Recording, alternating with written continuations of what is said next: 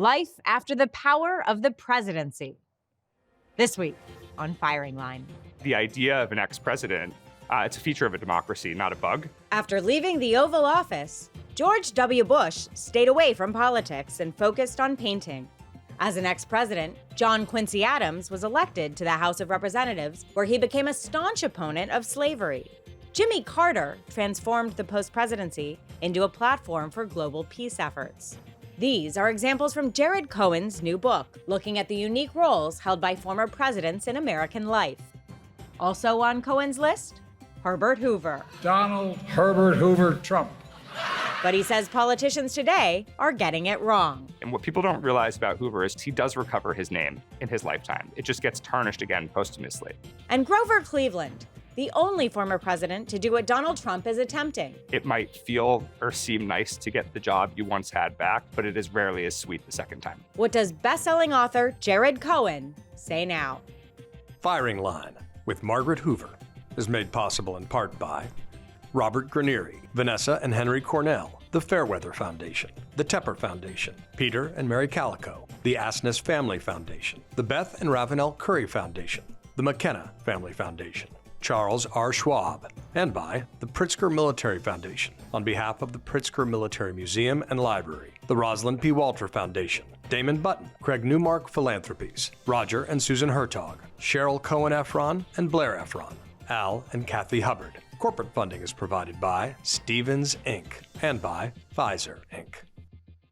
Jared Cohen, welcome to Firing Line. Thank you, Margaret. Your new book, Life After Power, examines the post-presidencies of 7 U.S. presidents. As you write in the book, the post-presidency is not an official office. Former presidents have no formal power, but they have a status in American life that never goes away. What was worth examining about the American post-presidency? Well, presidents are these sort of seemingly unrelatable figures, but they fall hard and they come back down to earth and they all of a sudden become relatable. We just skip that part in the really kind of 1,000-page biographies. And to me, it's fascinating. The founding fathers didn't know what to do with ex-presidents. One of my favorite stories about this is Hamilton in the Federalist Papers sort of asked the question, is it a good idea to have half a dozen men wandering around the Republic like disenchanted ghosts? And they never quite resolved it. And here we are 200 years later, more than 200 years later, and we still kind of don't know what to do with our ex-presidents. You call the post-presidency essential to America's form of government. Why? Well, former presidencies are a remarkable feature of a democracy, right? There's a lot of authoritarian systems around the world that don't subscribe to the idea of a former president, or if they do, that former president is behind bars or suffers a worse fate. And so my view is that the idea of an ex-president, it's a feature of a democracy, not a bug. It's something to be celebrated. It's something to be understood. It's something to learn from. And look, ex-presidents, they can either be their successor's greatest ally or they can be their successor's greatest adversary and everything in between. So you focus on President Thomas Jefferson, John Quincy Adams, Grover Cleveland, William Howard Taft, Herbert Hoover, disclaimer later, Jimmy Carter, George W. Bush. Is there a common experience in the loss of power? As you said, they fall hard, fast. A grieving that accompanies the experience of all post-presidents? If I look at the post-presidency, I would say that there's a separation challenge that they all encounter, particularly in those early years. It's very hard to watch the person who comes in after you, whether you were voted out of office or you termed out.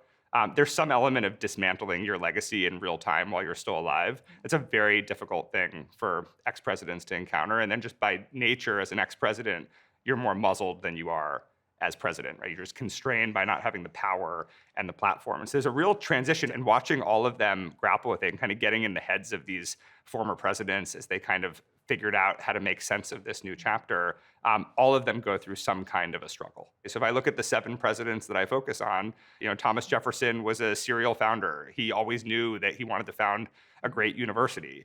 John Quincy Adams, had no idea what he was going to do next. And in a much lower station, he found a much higher calling as an abolitionist, ex-president in the House of Representatives. George W. Bush never knew that he was going to, become so passionate about painting that it would, he'd be a painter longer than he was a politician. John Quincy Adams, the son of John Adams, the second president, is the only former president who went on to serve in the House of Representatives. He served 9 terms, almost 2 decades. Explain the circumstances of Adams' trajectory. Yeah. Well, first of all, it's worth noting, so John Quincy Adams, who gets his first job appointed by George Washington in his administration, dies in his 9th term in the House of Representatives as an ex-president in 1848, serving alongside Abraham Lincoln, a freshman congressman from Illinois. So talk about And he dies at his desk in the Capitol. So the story of John Adams is a story of somebody who had a great second act. He leaves office in 1829 after being defeated in a very humiliating way by Andrew Jackson and doesn't know what to do. And so he takes a much lower station, and in that much lower station, a much higher cause ends up finding him. He'd always been opposed to slavery, but he becomes this champion of a cause that at the time was seen quite fringy, which is abolition. And the reaction from the slaveocracy in the House of Representatives really outrages him because people didn't talk about slavery in the House. It was just the norm not to. And it ends up basically being him against everybody. And he's just so much smarter than all of these mediocre men in the House of Representatives. And so it's a story of an ex-president with just an outsized brain who was able to deploy that brain in service of the abolitionist cause in the House of Representatives. And he, as an ex-president, in the House, he became bigger than the House. He became bigger than the presidency. And I really do not believe that Abraham Lincoln would have been inspired in the way that he was had it not been for John Quincy Adams. John Quincy Adams mainstreamed the movement. He stepped into it. He did it by accident. He resisted it at different stages. And the movement was served by that because by the time he embraced it, which really comes when he defends a group of slaves in the famous Amistad case before the Supreme Court, the movement is ready to be mainstreamed. Grover Cleveland is another president who returns to elected office. He didn't do so well in the post-presidency, so he returned to the presidency. But the country had changed in the intervening 4 years. And the piece that stood out to me most about that chapter is that the downside of being reelected to the presidency is you are elected as a lame duck. Is that a cautionary tale? So Grover Cleveland's the story of a comeback, right? And he didn't lose the popular vote. He won the popular vote and he lost the Electoral College. And so he left office feeling popular, and his wife wants to go back to the White House. She tells the White House butler, "I'll be back in 4 years," and she was, and she planted a big kiss on her husband's cheek for the first time at an inauguration, and the crowd, cheers when he comes back in 1892. The problem is during those 4 years, the country changed. So by the time he becomes president, through no fault of his own, he inherits the worst economic depression in the country's history. And unlike his first presidency, where he left popular and happy and in love and excited about the post-presidency, he really never fully regains his happiness and he leaves less popular. And so Grover Cleveland's story of a comeback is a reminder that it might feel or seem nice to get the job you once had back, but it is rarely as sweet the second time. Is it a cautionary tale? I think it's absolutely a cautionary tale. Obviously, the subtext here, right? We have a former president who is seeking the nomination of his party, who has a very good chance of getting it. What are the other parallels? So, by the way, this is likely going to be only the second time in history that you have 2 presidents running against each other as the nominees of the 2 major parties. The fact that this has only happened once in history tells you how far off script we've gone. Mm-hmm. And so it's hard to look at this situation where they're both less popular than they were 4 years ago. They're both older than they were 4 years ago. The country's gotten more complicated than it was 4 years ago. And look at this situation and ask the question, maybe we have 2 presidents that just don't want to give up power, right? It's kind of a good time to ask what to do with ex-presidents. So what should we do with a post-presidency? So I think there's no one monolithic model for what to do with ex-presidents. What's interesting is over time, what we've done is we've given them some things to do that are kind of obligations in those early years, right? They have to write the memoir, they have to give the paid speeches, they have to sort of set up their library and their foundation, and that kind of helps them transition. So we've given them kind of an exit package, for lack of a better way of putting it. The question is, what do they do with the rest of their lives? I don't think we want them wandering around like the disenchanted ghosts that Hamilton worried about. I don't think we want them to be a nuisance to their successors, but I also think we don't want them to fade away and be invisible. There's something magical about the post-presidency because, again, authoritarian systems don't have it. We have more ex-presidents alive today than we have at any other time in history. It's an incredible opportunity to show national unity. Bipartisanship is something that feels like it's in recession right now. We have presidents of both parties who are alive. Everybody loves the image of, when Bush and Obama get together. There's things that symbolically would have been counterintuitive when they were in office that you can bring alive in the post-presidency, but they also make incredible elder statesmen. And the world's complicated right now. I mean, this is the most difficult geopolitical period we've had in more than 2+ decades. Tensions with China, war in the Middle East, war in Europe. We're likely to see more conflicts, not less. The ability to utilize ex-presidents as statesmen and deploy them around the world is both a great symbol of democracy. It's also a way to make them pretty useful. Yeah. I want to get to Jimmy Carter because he's been a model of what you've just articulated and described. But some may question your addition of Herbert Hoover to this group of ex-presidents that you've studied. Of course, I would not question that. And frankly, appreciated that you recognize that Herbert Hoover had a 50 years in public life, 4 of which were president. As a disclosure, you reached out to me at the beginning of your research process, and I was able to connect you to the Hoover Presidential Library, Hoover's biographer, and even a living ex-secretary, ex-research assistant of President Hoover's from his post-presidency. What inclined you towards Hoover? So look, as I was looking at different presidents and which ones to write about, there's an obvious question about Herbert Hoover, which is there's people in life who their reputation will end up in tatters. They'll leave office, having sort of this perception of failure lingering around them. And so I was really interested in a story of recovery. And as I dug into Herbert Hoover, I came to appreciate that a man who lived to be 90 years old is basically defined by 3.5 years. The time that the Great Depression happened through the balance of his presidency. And he's as much of a marketing tragedy as anything else, where his name has just sort of sustained as political fodder. And if you look at Herbert Hoover before the presidency, he had one of the greatest pre-presidential lives of any of the men who've risen to this office. He was, first of all, an orphan from Iowa, rose to become a self-made millionaire, became respected and iconic in business, traveled all over the world, upstanding character. He was the great humanitarian who, after World War I, basically fed all of Europe. The world would have been very different if he didn't do that. And even domestically, after the Great Mississippi Flood of 1927, Herbert Hoover's the one who steps in to provide relief to the largely African-American community that suffered. So when he gets elected president in 1928, Hoover waltzes into the White House. And rarely have you had such a lopsided election and such a foregone conclusion. And in 4 years, it all disappears.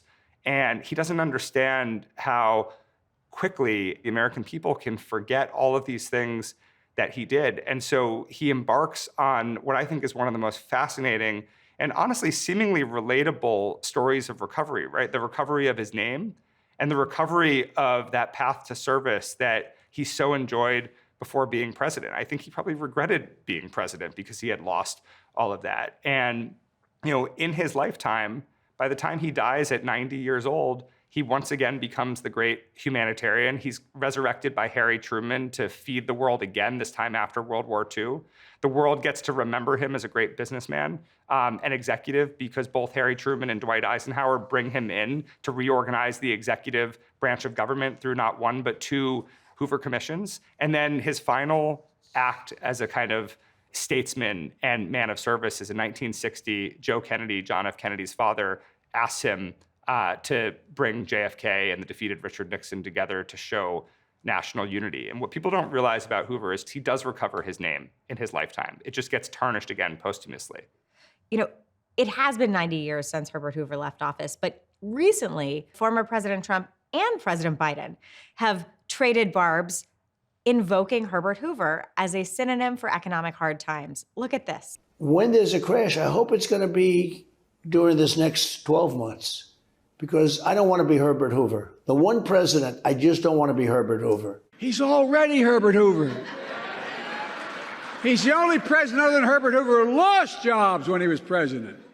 Have you encountered any ex-president whose name has been so enduringly diminished It's preposterous to me. But is it unique? It's with Hoover, it's totally unique. And you look at some of the ex-presidential disasters. I mean, John Tyler defects from the Union as an ex-president. The only president to ever literally be a traitor to the Union. When he dies, Lincoln doesn't give him a state funeral. Franklin Pierce, who's a Democrat from New Hampshire, ends up becoming a correspondent of Jefferson Davis and a Confederate sympathizer. Why don't we tarnish their names? Think about how many slave-owning presidents that we had. And Hoover, it's the power of marketing. Jimmy Carter and Herbert Hoover have some similarities. They were quite young when they ascended to the presidency. They each had 4-year terms from which they were precipitously dismissed from their office. As Hoover always said, democracy is a harsh employer. Jimmy Carter, you write, turned the post-presidency into a lifetime appointment with power of its own. How did Carter approach the role differently? Well, first of all, Jimmy Carter's successful ex-presidency, in my opinion, does not exist without Herbert Hoover's successful ex-presidency. Herbert Hoover did a lot of the things that Carter did as a former president. He became a statesman. He became a prolific author. He criticized, people in both parties. He became a voice of principle. And what Carter does in the post-presidency is he basically creates a post-presidential administration. And it's Jimmy Carter who really invents the idea of the former presidency being a platform in and of itself. He's able to do that because he lives for a long time, but he also makes a decision very early on that he's done running for office. He's not done with politics. He weighs in on everything and to the great agony of his successors on both sides. But he separates and moves on from political elected life, and that allows him to really focus. And I think as a man of tremendous faith, his faith guided him. And that kind of really, shapes the way that he lives his post-presidency. Doesn't the success of his post-presidency also hinge on the generosity of his successors? It's George H.W. Bush who deploys him to Panama. It's the utility of a former president is really at the behest of the current president. What's interesting is, a lot of presidents utilize Carter over the years, and sometimes he plays a constructive role, which he did in Panama during the election, where Noriega was trying to put his drug trafficking successor in place, and he behaves valiantly and nobly and consistently with the administration. But there's lots of instances where he doesn't, right? Bill Clinton sends him to North Korea to meet with the great leader and instructs him, look, you're a messenger. You're not to make policy, you're just there as a messenger. And then Carter, behind closed doors, negotiates a whole deal, and Clinton finds out about it because Carter goes on CNN talking about the breakthrough deal that he's negotiated. And so, of course, the Clinton people are furious. And so, look, Carter represents an ex-president, and the risks, by the way, of an ex-president who is allowed to be out there. Going rogue. Going totally rogue. And by the way, you compare and contrast Carter with Herbert Hoover. When Herbert Hoover was utilized by ex-presidents, even when he disagreed with them, he stuck with the mission. He saved his disagreements and his agitation for his books and his speeches. You interviewed George W. Bush in his post-presidency. How much of George W. Bush's post-presidency do you think is informed by his father, who was a president and also had his own post-presidency? So I spent 2 days with President Bush in 2020. And what I wanted to understand was the following, which is if you look at the active living presidents, there's only one whose popularity has doubled since he left office, and it's George W. Bush. And it's kind of an interesting question of how he's managed to accomplish that when he's invested so much less, at least actively speaking, in his legacy than presidents like Bill Clinton and Obama and others. Is the obvious question that he has been implicitly compared with his Republican presidential successor? I think it's more complicated than that. So I think let's start with where we should give George W. Bush credit, which is he's done something that no other ex-president has done, which is he has completely separated. The chapter is called Moving On, because a lot of presidents talk about this idea of one president at a time and revering the Washington principle, but they can't resist the urge to occasionally weigh in, occasionally hit the campaign trail, use the name of their successors. George W. Bush doesn't do that. He's never once wavered from it. When I sat down to interview him, before I even asked a question, he looked at me and he kind of leans in and in his kind of Texas accent, he says, when it's over, it's over. I don't miss it. And I looked at him and I said, you know what? I think I actually believe him. He's a total chapter guy, right? I mean, he sort of lives his life in chapters, and the chapter of politics was over, and he just kind of moved on. And by the way, that agitates people who want him to be introspective about his presidency, who disagreed with his policies. It's just not who the guy is. And so he's managed to do something that no other president has done. It's aged very well in the era of Donald Trump, because there's a juxtaposition of one Republican president adhering to the George Washington principle and the quiet ex-president, and one who, let's just say, has not been. So I think that's a second part of it. I think a third is the lesson from his father was very instructive for him. I think he watched the way his father's legacy got beaten up, and the way his father responded to that in a dignified way as a real gentleman. And I think that really inspired him to kind of mimic that lesson that his father taught him. And then the other thing that's amazing about George W. Bush is his painting. Right? His painting is not a hobby. He spends 6-7 hours some days doing it. He has studios in every one of the places that he lives. And what's interesting with the painting is he's discovered a post-presidential voice that allows him to continue advocating for policies that he cares about without undermining his successors. And I think this is also part of why Bush has had a little bit of a resurrection. One, I think the idea of a former president painting is kind of endearing.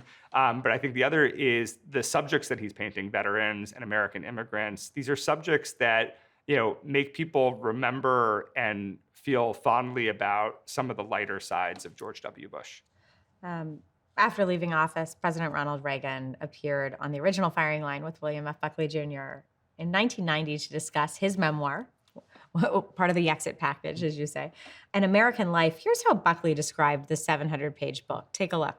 It is the closest we are likely to get to the history of the 1980s in America, and the closest we will ever get to a portrait of someone who feels it unnatural to draw open the curtain on his private life, and yet succeeds in illuminating that life by giving his reactions to public situations that give him pain and pleasure. Reagan reportedly signed a $5 million contract with Simon & Schuster for his memoir. Many presidents have had multi-million-dollar book deals and big speaking fees around the world. What is your analysis of the commoditization of the post-presidency? So it's gotten normalized over time, right? I think the idea of presidents getting big book advances, we expect that. The idea of presidents getting, big speaking fees, we expect that. And I think ex-presidents are a treasure of the republic. They're symbolic of, kind of transitions that make a democracy a democracy. I think that if they want to make a lot of money, great. But I think that there is not a founder's obligation like Thomas Jefferson, but I think there is a former leader of the free world obligation to use that station to do something to advance the cause of democracy. And I think as long as ex-presidents embark on something purposeful, something that the American people look at and say, that's what's supposed to happen in a democracy, I think they care very little about the other things.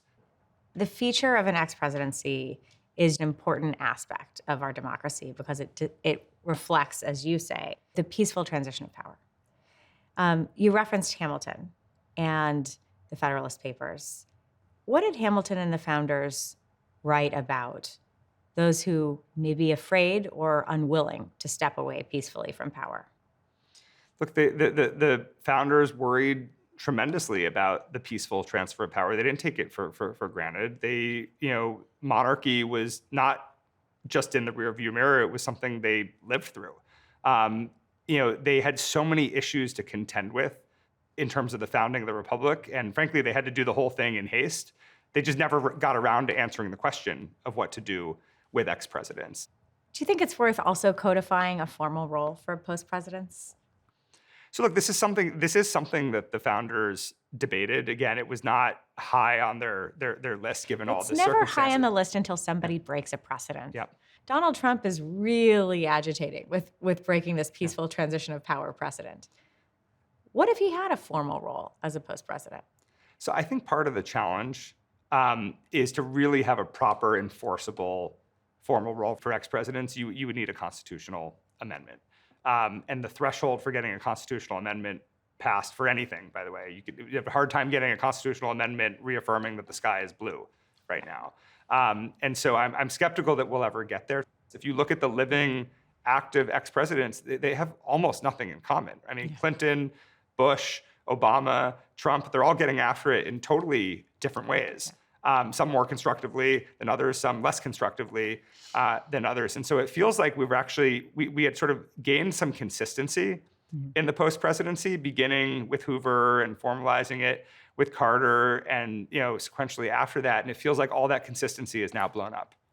Jared Cohen, the book is excellent. Thank you for your contribution, and thank you for joining me on Firing Line. Thank you, Margaret. Firing Line with Margaret Hoover is made possible in part by Robert Granieri, Vanessa and Henry Cornell, the Fairweather Foundation, the Tepper Foundation, Peter and Mary Calico, the Asness Family Foundation, the Beth and Ravenel Curry Foundation, the McKenna Family Foundation, Charles R. Schwab, and by the Pritzker Military Foundation on behalf of the Pritzker Military Museum and Library, the Rosalind P. Walter Foundation, Damon Button, Craig Newmark Philanthropies, Roger and Susan Hertog, Cheryl Cohen Efron and Blair Efron, Al and Kathy Hubbard. Corporate funding is provided by Stevens Inc. and by Pfizer Inc.